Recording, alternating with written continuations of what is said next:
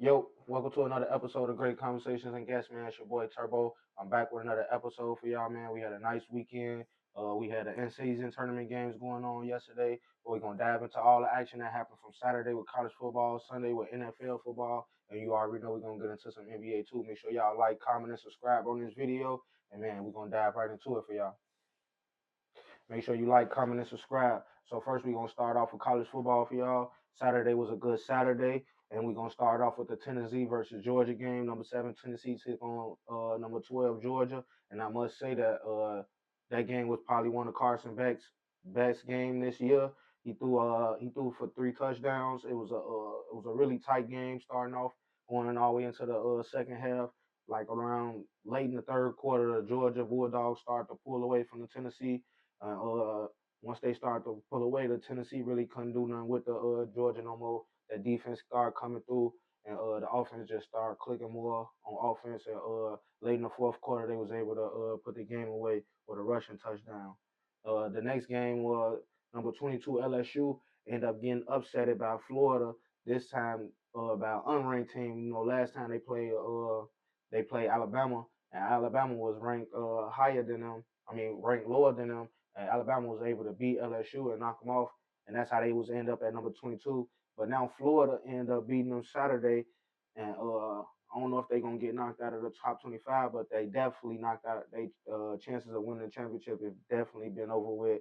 Florida played good football all game, defensive wise, especially on the defense. They came up with sacks, they got turnovers, and they was able to get the victory, 27-16.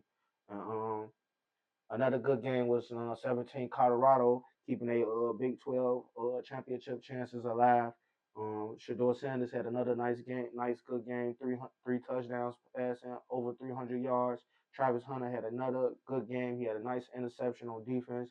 On the offensive side, he had a rushing touchdown that was kind of spectacular. She had jumped over a couple of people. He had a catch in that game too that was a crazy ass jump ball over two defenders on Utah. But man, like I said though, at this point right now, Travis Hunter just solidifying his spot right now for Heisman.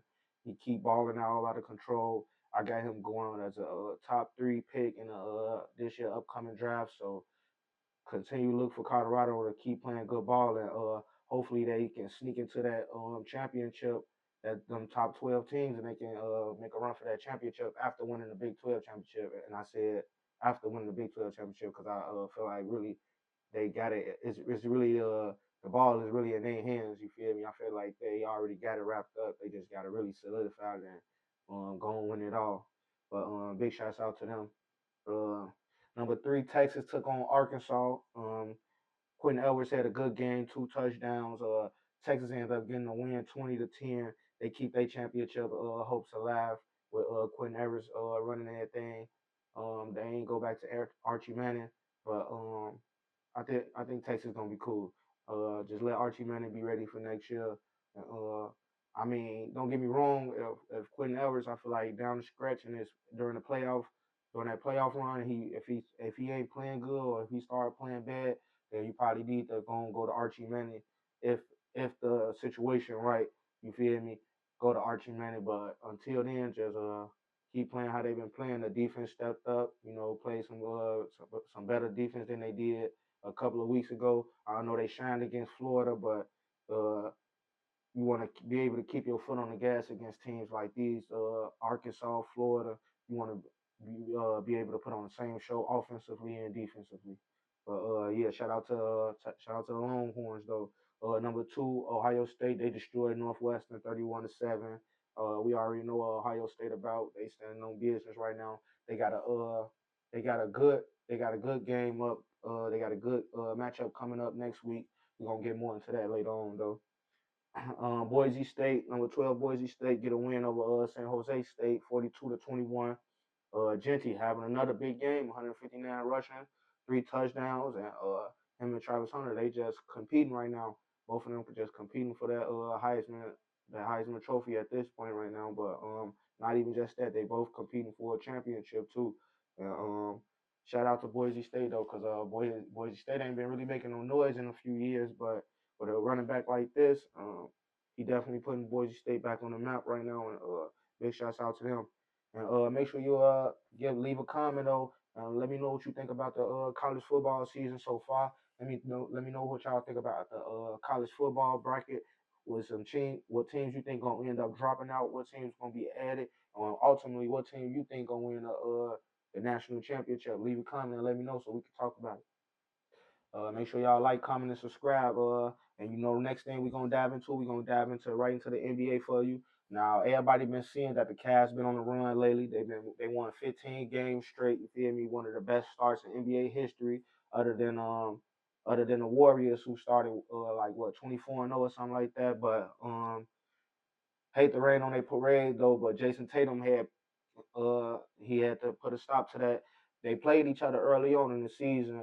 We've been talking about this lately that when they do get their rematch, I feel like it's gonna be a different outcome because that game the Celtics really didn't shoot the ball as good as we know that they can shoot the ball. They didn't shoot the three ball as good. Um, and the Cavaliers really just capitalized off that. They got turnovers, they played defense, and in the end, it was a tight game, but the Cavaliers were able to get the win the first time. But this second time, I just feel like the Celtics they came out shooting the ball good. They came out firing on cylinders. The defense was playing good, and they got a lead, and they really didn't let up on that lead that they got. They kept their foot down on the gas. They kept like a 6 to 10 point lead mostly that whole game. Jason Tatum had a crazy game, 33 points, 12 rebounds, 7 assists. Derek White had a big game as well, 19 points for him. He shot the three ball good too. And like I said about the Celtics anyway, if the Celtics shooting the three ball, how they shooting the three ball, how they started off, or how they shot the three ball against the Cavaliers, it's definitely gonna be hard to shoot them. I think they averaging like almost 33 pointers a game or something like that as a team. So a team like that who make all them 3 pointers like that, you gotta come like your A game. You gotta be on your defense, and you gotta be able to match that. You gotta be able to match that in some type of way. If you can't match it with threes, you gotta be able to match it at the foul line or even in paint points. But also, I do want to say that the Cavaliers was missing a couple of players. I feel like a couple of key players was missing from like Chris LeVert, Dean Wade, Okoro. I didn't see a lot of those players out there in that game, and I feel like that was probably a bigger reason why they couldn't ever really close that gap and probably pull out a win because we think that they can come back from behind and win a game. But when it's certain players out that you need, 'cause like I said, all the players I just mentioned, that's all length that they bring to the table, and that's one of the things the Cavaliers got. They got a bunch of length. They got a lot of tall players, a lot of players that can stretch the flow. So even though the Celtics did play a good game, I think the Cavaliers was missing a couple of key players, but they're gonna have more matchups, and we're gonna definitely see about that though. Another good game I wanted to get into was the Hornets took a loss to the Nets. It was a close game. The Hornets lost 115 to 116. Unexpected big game from Cam Johnson with 34 points. He's shooting the net off the ball all night. Uh, but one thing I did want to talk about was I don't like how the Hornets coach said LaMelo Ball mostly that fourth quarter. He didn't start the fourth quarter all first of all, and then he came in like probably like in like the 8 minute mark or something, 8 minute mark, 7 minute mark or something like that, and then by like the 4 minutes or almost three minutes are left in the game, he was on the bench. And the coach was saying it was because he wasn't shooting the ball well, he wasn't having a good game, he wanted to go more towards Trey Man, who only had probably about four more points more than Lamelo Ball. But I just feel like when your best player, no matter if he having a good game, no matter if he having a bad game, a bad shoe night, everybody gonna have a bad shoe night or go in a slump every once in a while. But I just feel like you don't do that to your best player when you know the type of person that he is and the caliber of shots that he can make in clutch moments. You don't take him out of the game because you say, oh, he wasn't having a good game statistically. At the end of the day, you gotta have Lamelo Ball on the court, especially in situations like that when it's come down to a scratch and you trying to outscore a team, you trying to beat a team, or you even trying to go for a game-winning shot. Uh, at the end of that game, the offensive play they tried to run and inbound the ball. To me, it really took too long. That's why you need Lamelo Ball out. That's another reason why you need Lamelo Ball out there. even if you did feel like Trey Man was having a better game than him, you still keep LaMelo Ball out there just because he draws so much attention to the defense when he driving the ball, when he's shooting the ball, when he bring the ball up the court. Then on top of that, he able to make passes that other players can't make. So you need that type of playmaker. You need him on the court at all times, especially down the stretch when it's 4, 3, 2 minutes, whatever's left, seconds left on the court. You definitely need him on the court. And I feel like that was the reason why they lost that game, even though Trey Man did have a good game and also Brandon Miller had a good game. But like I always say, man, it come down to coaching, Joe. But gonna keep it going though. The Grizzlies took a tough loss to the Nuggets, and they lost 122 to 110. We just had beat the Nuggets a couple of nights ago, but they got it in order this time. Jamal Murray came out. I guess he heard everybody saying that without Joker, he ain't been really playing as good. So he dropped 27 points. Uh, Porter Jr. dropped a 24 and 11 to help him out, stepping up.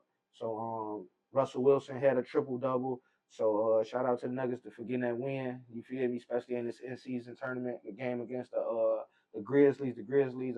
Desmond Baines, man. I don't know what's been going on with him lately. He ain't been really playing good ball. And like I said, it's just I feel like we just need our captain. We just need the captain to come back. John Moran need to definitely come back with the way Jaren Jackson playing. Shout out to Sadi Adama. He had a good game with 28 points.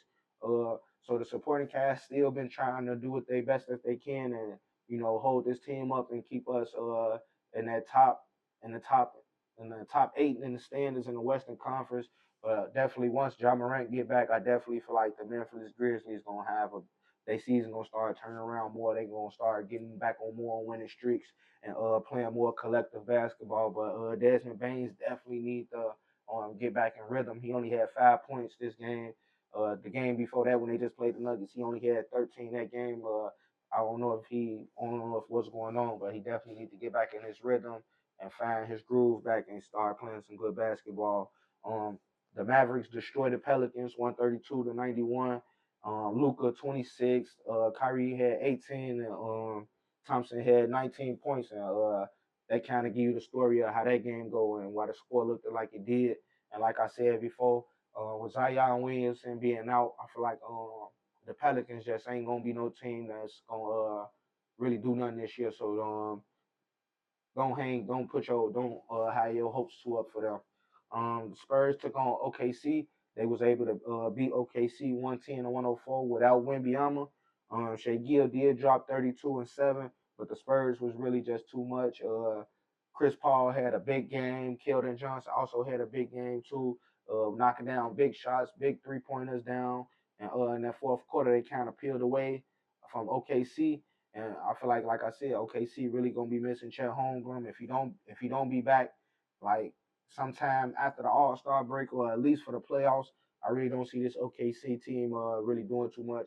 They probably stay up, probably one of the top 5 seeds in the Western Conference. But as far as going deep or making a deep run inside the playoffs without a big man, especially like Chet Holmgren, who's averaging like over 15 points for them, over a block and a half, replace that to try to replace that presence with somebody who ain't giving that type of effort or that production is definitely gonna be hard.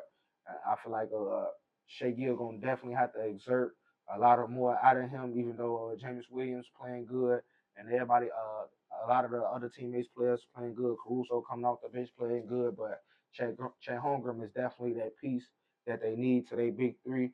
And without him, I just don't see them going real far. Uh, Speaking of rookies, the Lakers took on the Jazz and they was able to get the win 124 to 118. Anthony Davis and LeBron James both had a double double. Both of them dropped 26 apiece. Anthony Davis had 26 and 14 rebounds. LeBron James 26 and 12 assists. But Dalton Connect really stole the show with 37 points. You feel me? He knocked down 9 3-pointers, the most 3-pointers by a rookie. And in that third quarter, he just went crazy, man. He went off on the 3-point shots. He went off for like 15 points straight on the run for the Lakers. And I feel like that's a big spark that they needed from him. And I feel like he got to continue to play at that kind of high level. I ain't saying he got to drop 37 that night or shoot 9 threes all the time, but definitely to get a spark like that off the bench for the Lakers, they definitely need that Rudy Hachimura run out there tonight.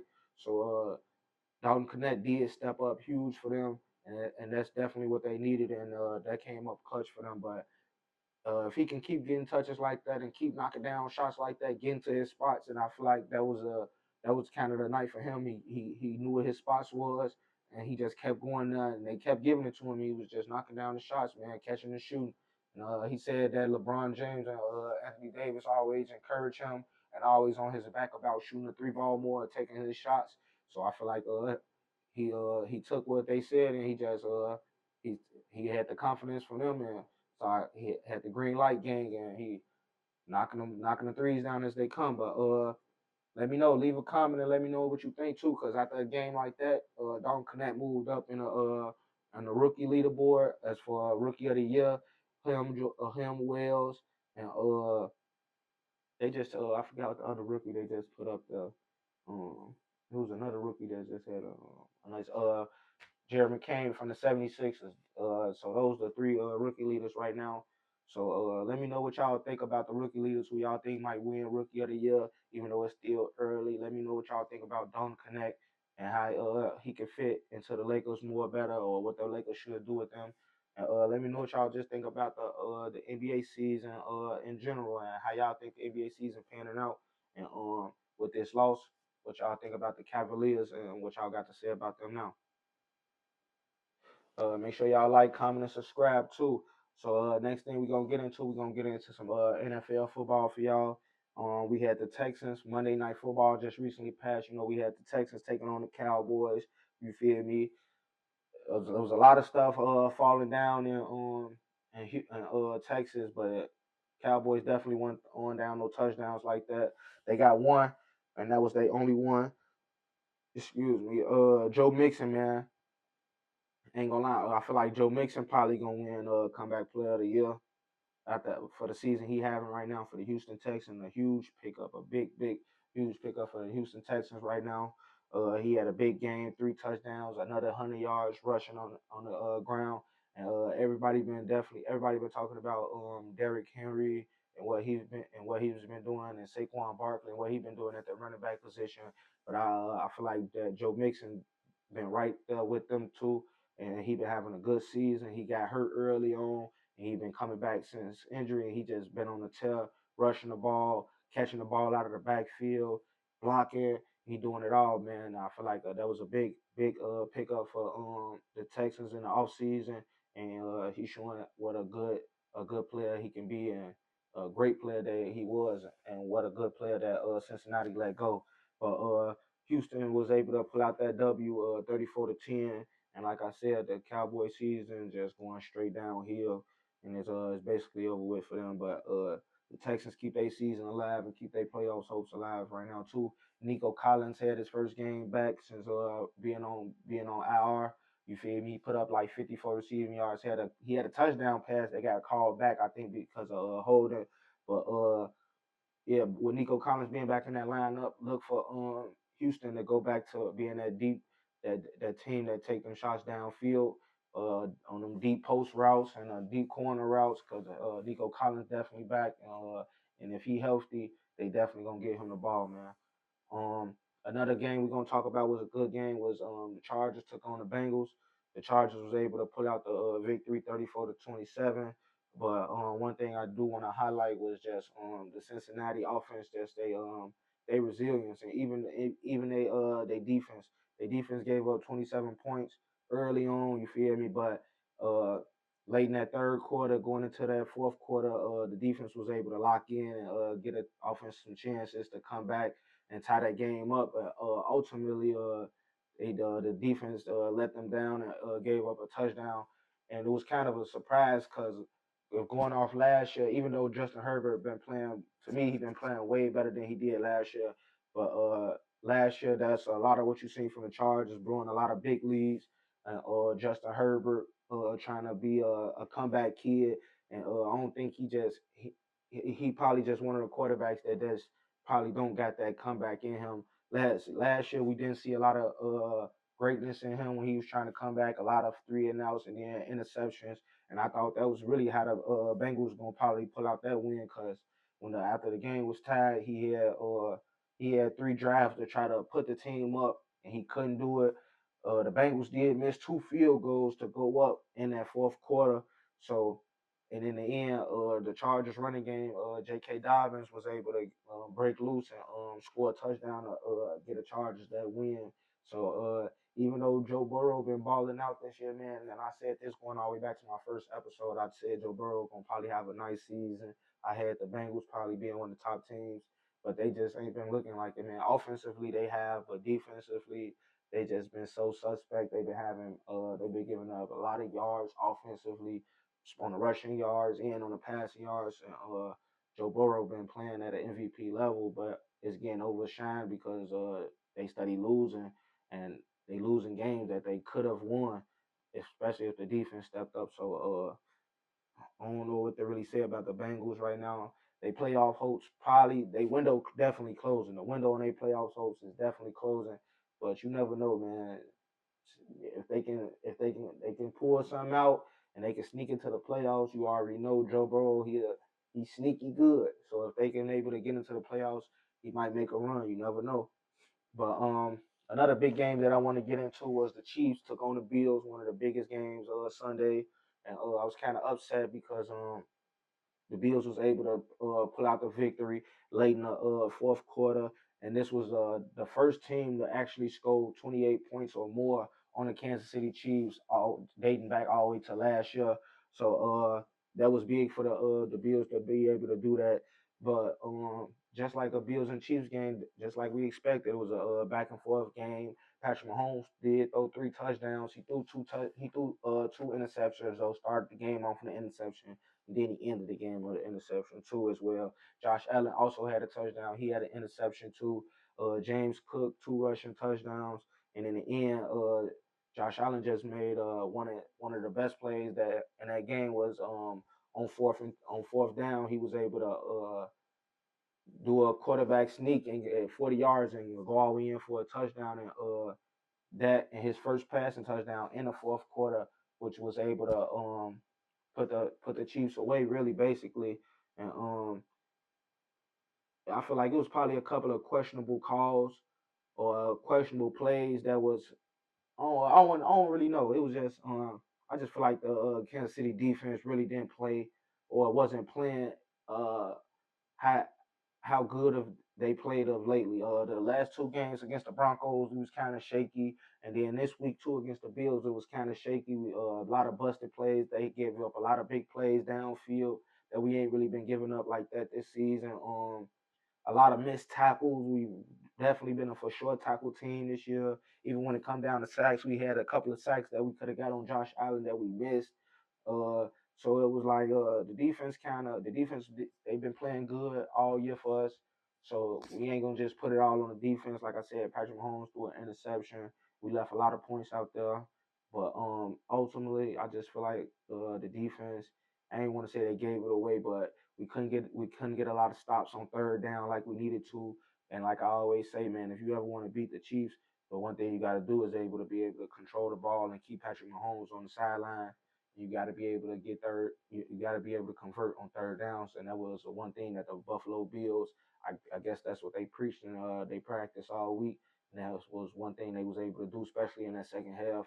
They was able to keep picking up big third downs and not like no short first, not just short third down. They was picking up third and eights, third and seven. So they was able to get big yards out of short games, and I just feel like that defense really just they didn't really give up, but they got outperformed that game, and look for them to definitely bounce back in the next game.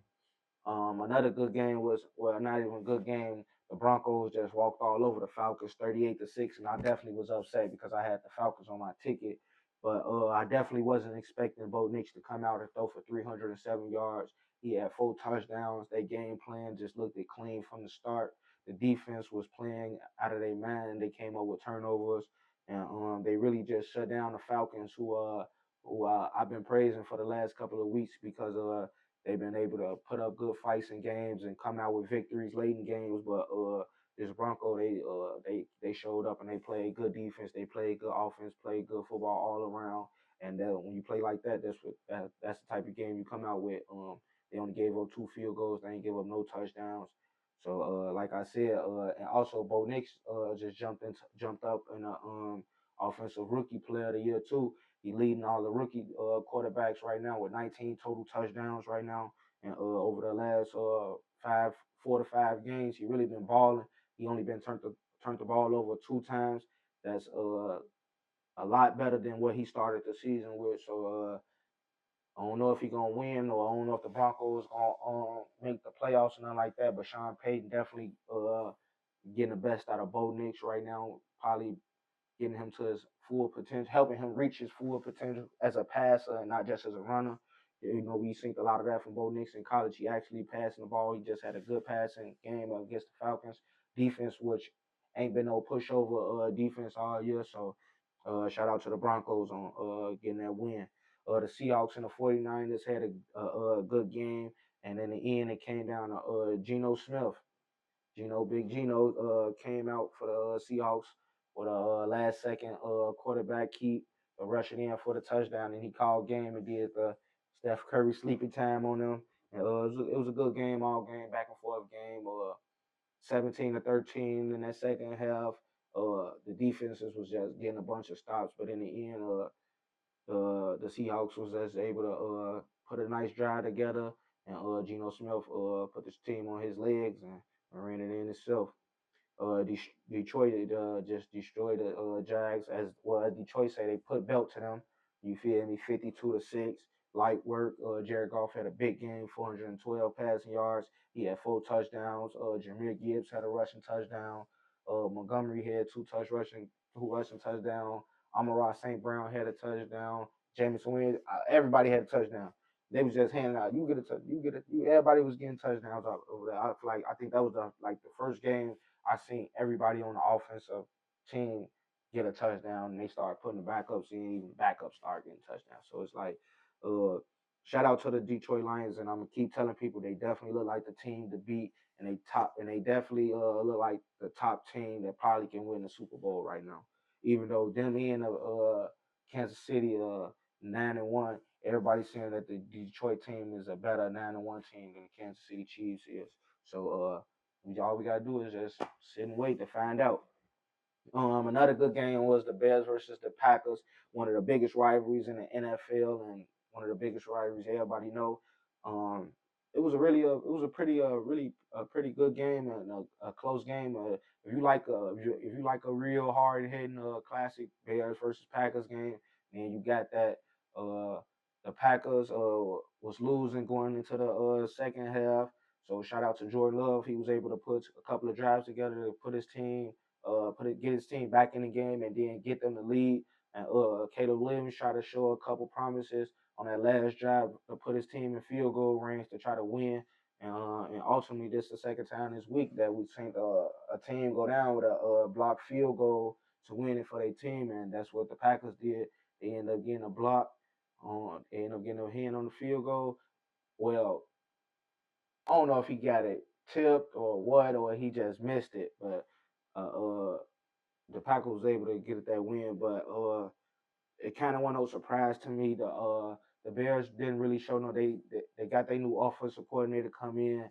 Everybody saying that they seen some good from Caleb and the offensive coordinator. I ain't really seen nothing too many good. I just been seeing what I've been seeing all season. A lot of inconsistent throws, not capitalizing on field position, not being able to run the ball well. They did get a big run in that first half on a toss play, bringing a guard over, and he just blew up with the safety on that play. They get DeAndre Swift a good run for a touchdown. But after that, it was just back to all field goals, man. And like everybody say, man, you ain't gonna win in the field in the National Football League with just field goals. At some point in time, you gotta score a touchdown, and they scored a touchdown in the first half, but in that second half, they gotta be able to keep it going, and they weren't able to do that, and that's what happened. Another good game was the Colts took on the Jets. A back and forth game. It was a crazy game, man. Like I said, the Jets been in some weird, crazy games all year. But it was a back and forth game. Anthony Richards, first game back after the team had benched him from pulling himself out of the game a couple of games ago against the Texans. First game back and he put the team on his back. AI rushed it in for his team to get that W. They win 28-27. It was like I said, it was a back and forth game. Both teams really started off slow, but the Jets really started off so a little bit slower, but they was able to get it going. And then I thought they was going once they took the lead, I thought they was gonna keep the lead and just sit on the game and get it out. But I guess the coach had other plans, and Anthony Richardson, like I said, he put a drive together and was able to put his team on his back to get the 1 point win. Another big game was the Saints took on the Browns. The Saints done won back to back games now. This the first back to back games they won since starting the season 2-0. I don't know if what Michael Thomas said sparked some in Derek Carr or what, but Derek Carr just been playing some good ball as of the last two games. He had another two touchdowns this game. Tyson Hill had three rushing touchdowns, and the Saints just been they played some good ball, even though they lost their star corner Lattimore a couple of weeks ago. They did lose him, but all in all, they able to get the 35-14 victory over the Browns. And like I said, this they back to back, their first back to back winning games since starting the season 2-0. And Derek Carr been playing good since he been coming off injury. So and like I said, Michael Thomas must spark something in him. He got something to prove now. So just look for the Saints probably to just finish the season strong for sure. And Tua shines in his 34-19 win over the Raiders. Had a big game, 250 yards passing. He had three touchdowns. Uh, I don't look for Miami to make no push for the playoffs and nothing like that. I feel like they're gonna finish just barely missing the playoffs just because Tua went down with that injury.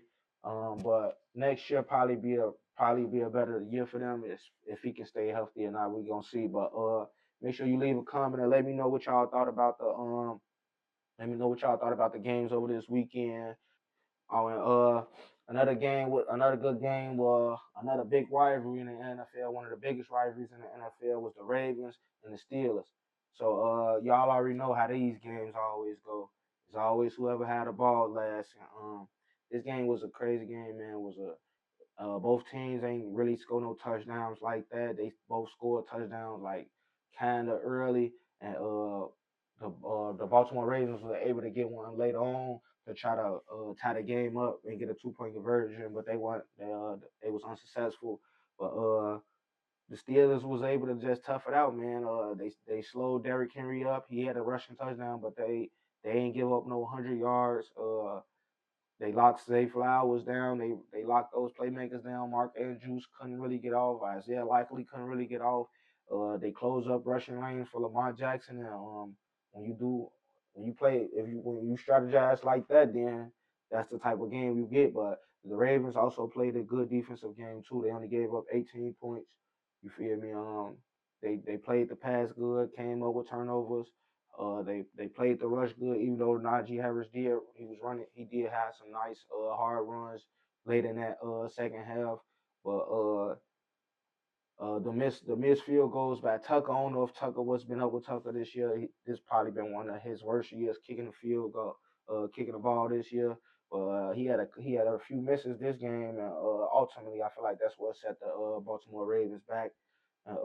Partly why they didn't win this game. When you get a chance to get points, even though you can't win with 3 points, any chance you get a chance to get points, 7-3-2, whatever it is, you gotta capitalize off it, and you just gotta capitalize off it because it gives the rest of the team just something to play for. And when you're out there missing field goals, that also ultimately fall on the team because they just feel like, man, ain't nothing going right, and you just get to psyching yourself out and taking yourself out of the game, really, ultimately. And I feel like that's what they did. Um, Shout out to Russell Wilson and though and Steelers, man. They keep this winning streak going. That's like they 8-2 now. That's like 4 or 5 games in a row right now for them. And they just been playing good ball. They've been playing good defense. Secondary playing good defense. T.J. Watt doing what T.J. Watt gonna do. They had a crazy interception. The rookie linebacker had a crazy interception, taking the ball from the running back on the pass. It was crazy. Uh, one of the craziest plays I've seen. Both teams had crazy interceptions in that game, really. But ultimately, Steelers was able to just outlast the Ravens in one of those games, and it was a 2-point game. Like I said, the Ravens weren't able to execute on a 2-point conversion. I feel like that's what it really came down to. But all in all, leave a comment and let me know what y'all think about NFL Sunday and what games that I did miss or what plays I missed or who players that I didn't talk about that shine on Sunday. And let me know what y'all think about how this playoff, how y'all think the playoff bracket gonna come and who you think gonna win out on home field advantage in the playoffs.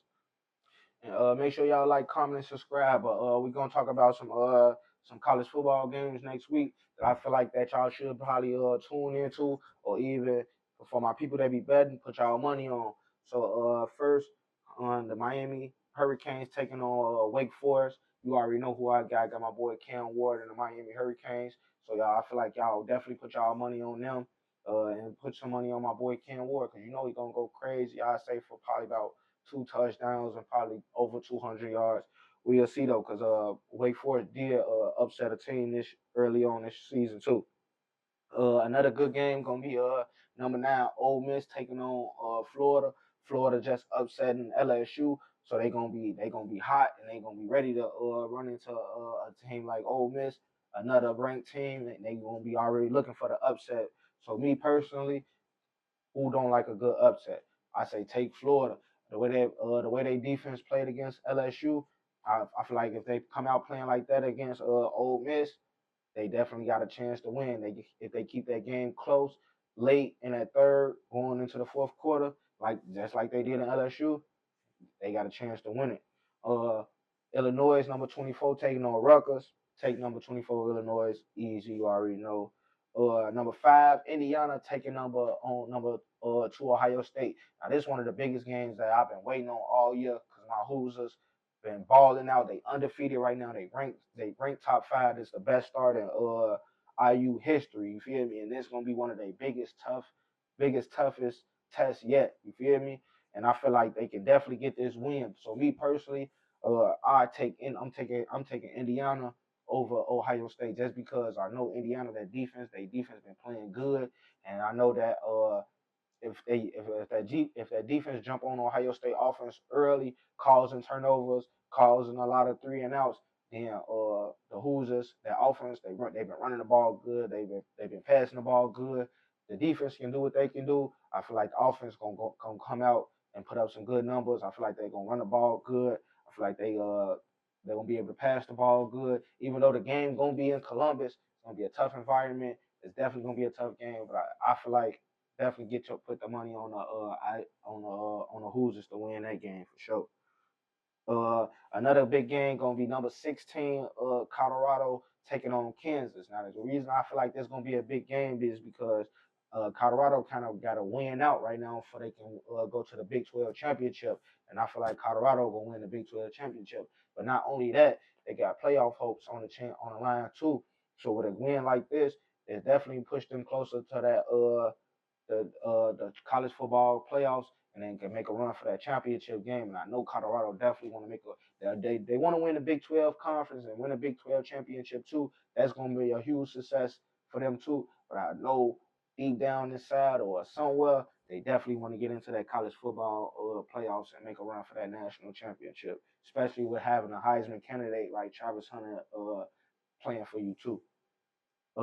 Another good game gonna be number 14 BYU taking on number 21 Arizona State. Both teams actually been playing some good football. So me personally, I'll probably just take the total on that game just because I ain't really been watching too much of BYU or I ain't been really watching too much of Arizona State. But they both got good records and they've been playing some good football as of late. So I'd probably just take the points on that game right there.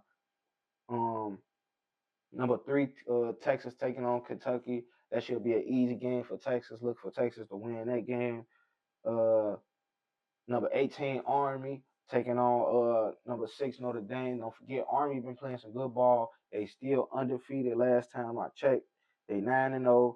And Notre Dame, they ranked number 6. They only had one loss this year. Look for that game to be a big game right there too. Number 12 Boise State taking on Wyoming, excuse me, taking on Wyoming.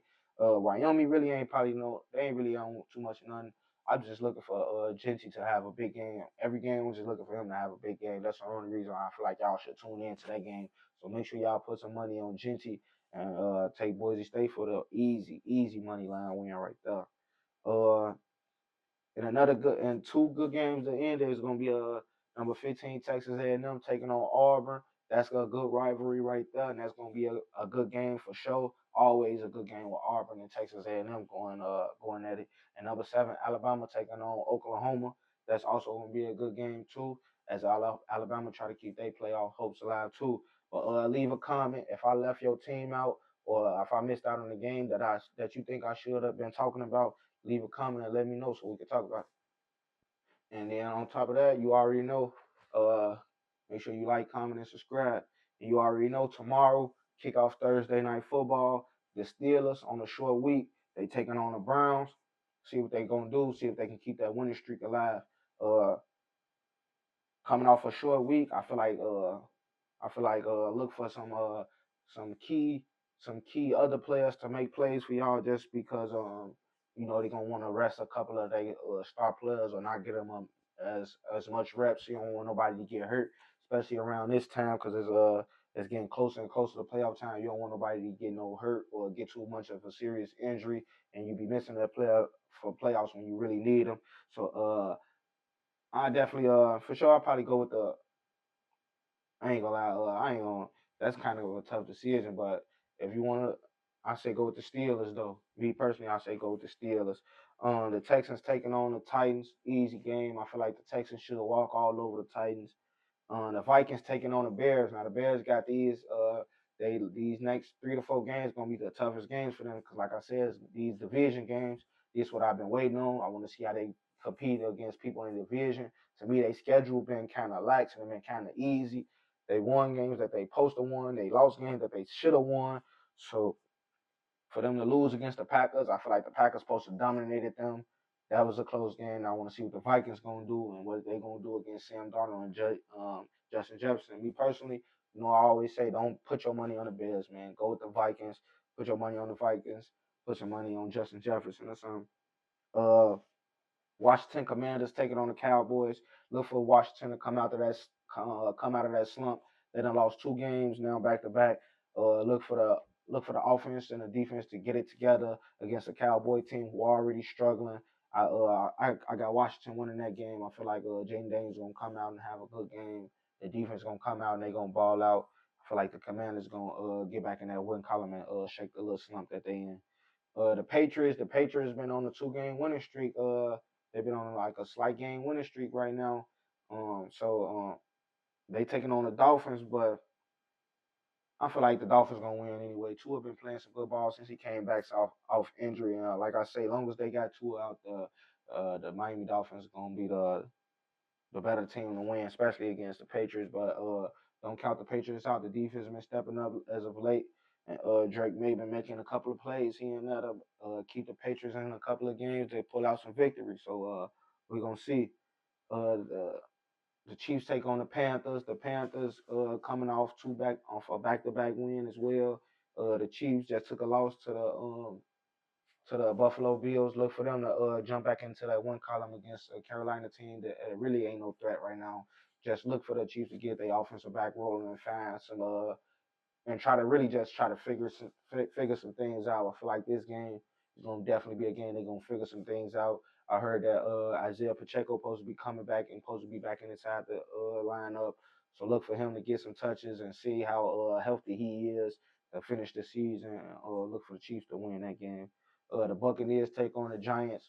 The Giants report that Daniel Jones supposed to be benched and they supposed to be starting Vito. But I was seeing that a couple of players from the Giants made a couple of statements that they feel like them trying to bench Daniel Jones is some sucker. You feel me? So and they feel like he might as well just finish this season. So one thing you don't ever want is a quarterback controversy, especially in a locker room what the coaches and what the players want, what the coaches want. So I don't know who's gonna start for that game, but I definitely take the Buccaneers in that game anyway. Detroit take on the Colts. Take Detroit. Detroit just been destroying competition left and right. Like I said, Detroit definitely going to the Super Bowl if you ask me. I said it. Yep. Standing next to it. But look for them to dominate the Colts, who did just come off a win against the Jets. But the Detroit Lions definitely ain't no Jets, so look for them to get that win. The Broncos and the Raiders, a good rivalry, a good matchup. The way Bo Nick's playing right now, I say take the Broncos if you ask me, and probably put some money on him as well. Another big game, another good game gonna be Arizona Cardinals taking on the Seattle Seahawks. The Cardinals riding a good wave right now. When they last like 4 games, Kyler Murray been balling out. The defense been going crazy, but the Seahawks just came off a good win against the 49ers. See if that momentum lead them over the Cardinals. The 49ers take on the Packers. We already know how those type of games go. There's always a good game. Let's see if Jordan Love can cut down on the interceptions and just lead his team to a good victory against the 49ers team, who really struggling right now, dealing with injuries. Kittle ain't played last game. Debo Samuels really ain't have a good game like that. Christian McCaffrey back in the lineup. He had a good rushing game last game and receiving, but they just ain't been able to put it together offensively for the 49ers like that. So I say go with the Packers in that game. The Eagles take on the Rams. Puka Kanoa just had a good game last game. The Rams been on a 2-game winning streak too. But the Eagles been riding a 5-game winning streak themselves too. So look for the Eagles to continue to keep rolling hot with Saquon Barkley and with Jalen Hurts throwing the ball and rushing the ball. So I say take the Eagles in that game. And Monday night is gonna be Ravens versus Chargers. I feel like that's gonna be a tough game, but I got Lamar Jackson and the Ravens pulling out that W, getting back in that win column. And Lamar Jackson, I feel like he's gonna have a big game that game. The Chargers defense uh definitely showed they got some holes in it after giving up 27 consecutive points to Joe Burrow now after being up 27-3 in that game. With a player like Lamar Jackson, your defense can't play like that, because if your defense play like that against a team like Lamar Jackson, he's going to put 40 up on you, and it's going to be hard for your offensive team to definitely come back. So I'd say definitely take the Ravens in that game. But make sure you leave a comment and let me know what teams y'all probably take, so I could probably put them down on my ticket if my ticket don't hit. You feel me? So leave a comment and let me know what y'all think, and we can talk about it on the show. But you already know this was another episode of Great Conversation and Guests. You feel me? It's your boy Turbo. Remember to add me on the ground at DMG Turbo. For y'all that got Facebook, add me on Facebook at John Morant. Make sure y'all add my boy TJ Behind the Lens on Instagram at Taj_Miller. And keep rocking with us, and we're going to keep dropping this shit.